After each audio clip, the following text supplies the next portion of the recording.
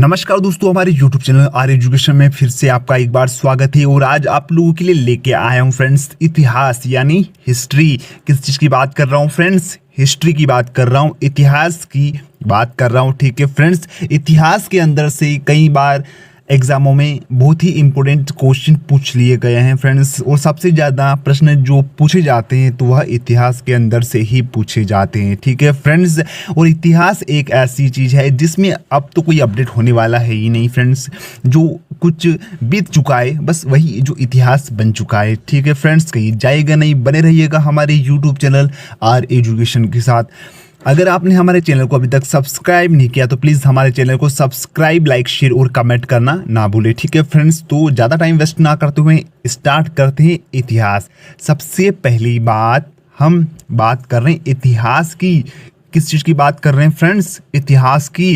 अरे इतिहास को हम सिंपल तौर पर मैं आप लोगों को बताता हूँ। इतिहास जो चीज़ बीत चुकी है, जब राजा महाराजाओं के समय में, जब देश में जिस प्रकार लोग रहते थे, जिस प्रकार का रहन सहन था, वो आज उन्हीं को हम पढ़ते हैं और वही तो इतिहास है। ठीक है फ्रेंड्स, तो हम स्टार्ट कर रहे हैं इतिहास। ठीक है फ्रेंड्स, क्या स्टार्ट कर रहे हैं? इतिहास। तो ज़्यादा टाइम वेस्ट ना करते हुए स्टार्ट करते हैं इतिहास। ठीक है फ्रेंड्स, रोमन दार्शनिक सिसरो ने हेरोडोटस को इतिहास का जनक कहा है। क्या कहा है फ्रेंड्स? रोमन दार्शनिक, एक रोमन दार्शनिक थे, उन्होंने, सिसरो ने हेरोडोटस को इतिहास का जनक कहा है। क्या कहा है फ्रेंड्स? इतिहास का जनक। और किसे? हेरोडोटस को। और किसने कहा? तो रोमन दार्शनिक ने कहा। फ्रेंड्स, ये क्वेश्चन कई बार एग्जाम में पूछ लिया जाता है कि इतिहास के जनक कौन है, तो आपको सिर्फ और सिर्फ क्या करना है फ्रेंड्स? हेरोडोटस करना है। क्या करना है? हेरोडोटस। ठीक है, उसके बाद आता है प्रश्न क्रमांक 2। इनकी प्रसिद्ध पुस्तक हिस्टोरी कहा है। इस पुस्तक में इन्होंने इतिहास का विषय पेलोपोनेशियन युद्ध का वर्णन किया।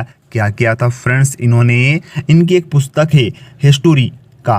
क्या नाम है उस पुस्तक का? उस पुस्तक का नाम है फ्रेंड्स हिस्टोरिका।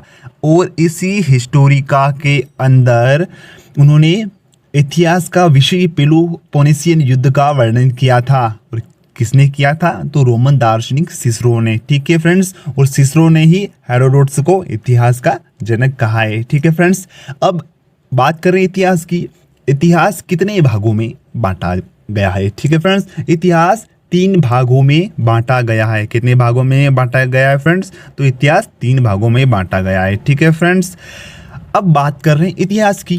किस चीज़ की बात कर रहे हैं फ्रेंड्स? इतिहास की। और स्टार्टिंग से हम इतिहास की ही बात कर रहे हैं। ठीक है, तो इतिहास 3 प्रकार का होता है: प्रागैतिहासिक इतिहास, आद ऐतिहासिक इतिहास और ऐतिहासिक इतिहास। ठीक है फ्रेंड्स, बात कर रहे हैं पहले इतिहास की। ठीक है, किसकी बात कर रहे हैं? प्रागैतिहासिक इतिहास की। आखिर यह है क्या है? ठीक है फ्रेंड्स, तो इस काल के लोगों को लिपि अक्षर का ज्ञान नहीं था।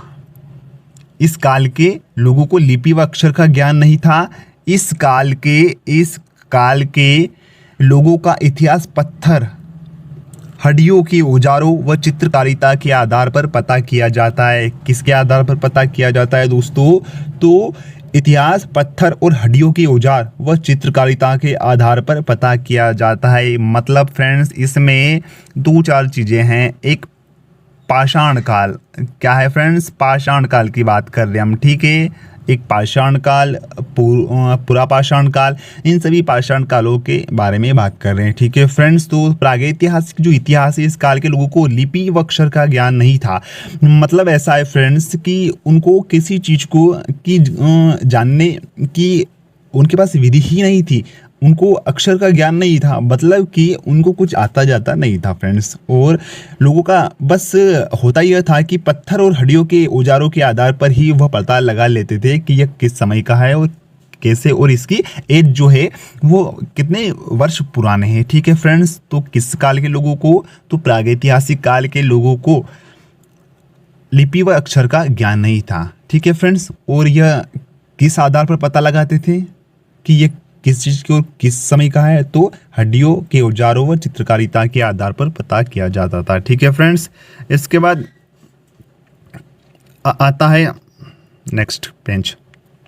आद ऐतिहासिक काल। ठीक है फ्रेंड्स, इस काल के लोगों को लिपि व अक्षर का ज्ञान था, लेकिन आज भी इसे पढ़ा नहीं जा सकता है।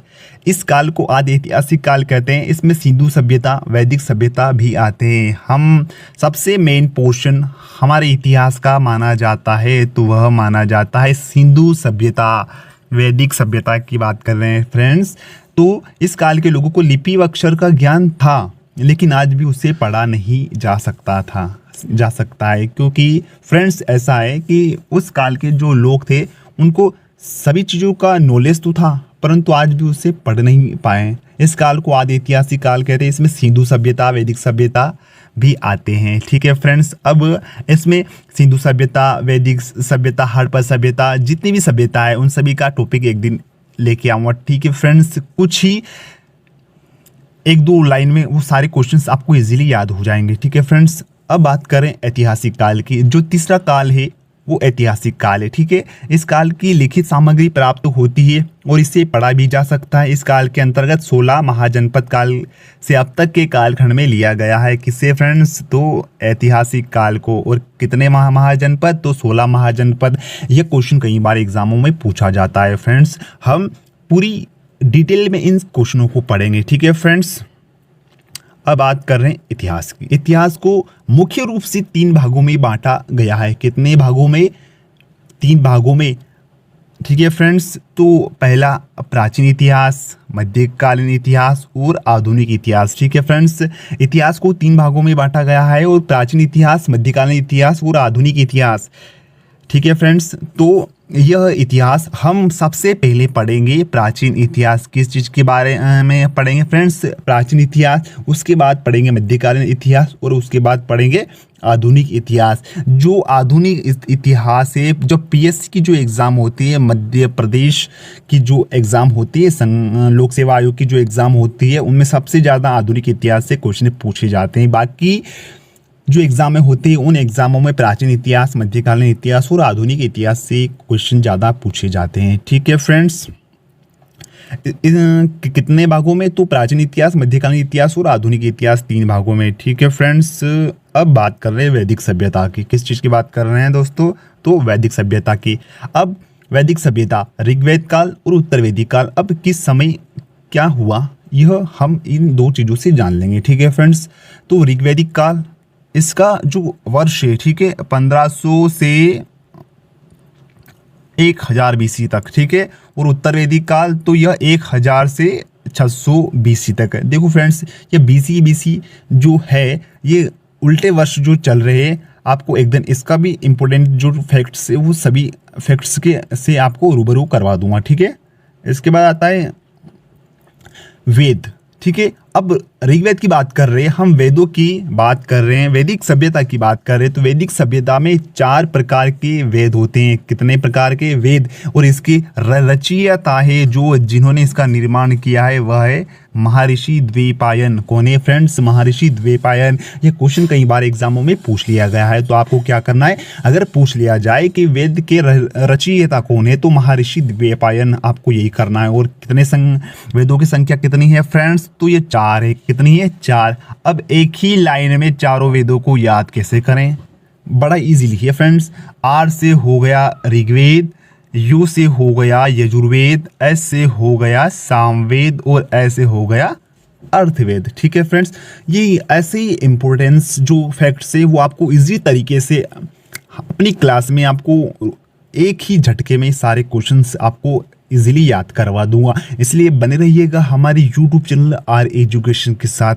हमारे चैनल को अपने दोस्तों के साथ लाइक शेयर और कमेंट करना ना भूलें। ठीक है, और नीचे दिए गए बेल आइकन को टिक कर दीजिएगा, ताकि आने वाले न्यू नोटिफिकेशन और अपडेट आपको जल्द से जल्द मिल सके। ठीक है फ्रेंड्स, आप इन क्वेश्चनों को अपनी एक नोट्स बना लीजिएगा, अपनी एक नोटबुक बना लीजिएगा। उन सभी इन क्वेश्चनों को अपनी नोटबुक के अंदर आप उतार लेवे। ठीक है फ्रेंड्स, ताकि जब भी कोई एग्जाम आए तो आप इन क्वेश्चनों को देखकर इजीली आप इससे स्टडी कर सकते हो। ठीक है फ्रेंड्स, जय हिंद, जय भारत।